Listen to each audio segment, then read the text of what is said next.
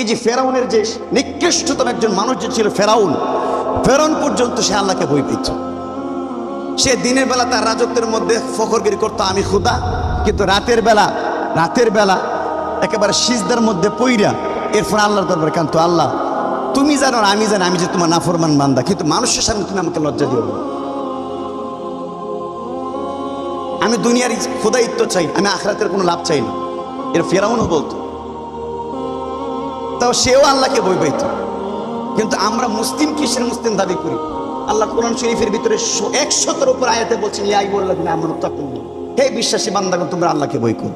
আর সে বলতেছে সে আল্লাহকে ভয় পায় না, মানুষকে সে ডরায় কি করবে? কেমন বীর বাহাদুর, তার দিলের ভিতরে কে ঢুকাইছে এই জিনিসটা যে সে আল্লাহকে ভয় পায় না।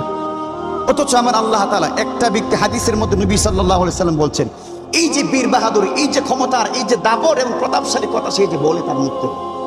নবী সাল্লাল্লাহু আলাইহি সাল্লাম হাদিসের ভিতরে বলছেন আপনার ভিতর থেকে আমি যে কথাগুলো বলতেছি, আমার যে শ্বাস প্রশ্বাসগুলো বের হচ্ছে আর ঢুকতেছে, প্রত্যেকটা শ্বাস বের হওয়ার সময় ফেরেশতা আল্লাহর কাছে হুকুম চাই, আল্লাহ এই ব্যক্তি শ্বাসটা বের হতে চাচ্ছে, আমি কি বের হতে দিব? আল্লাহ বলেন হ্যাঁ, তাকে বের হওয়ার সুযোগ দাও। আবার শ্বাসটা ঢোকার সময় বলে আল্লাহ এই ব্যক্তির শ্বাসটা এখন ঢুকাতে চাচ্ছে, আমি কি অনুমতি দিব? আল্লাহ বলবো হ্যাঁ, তুমি তাকে অনুমতি দাও।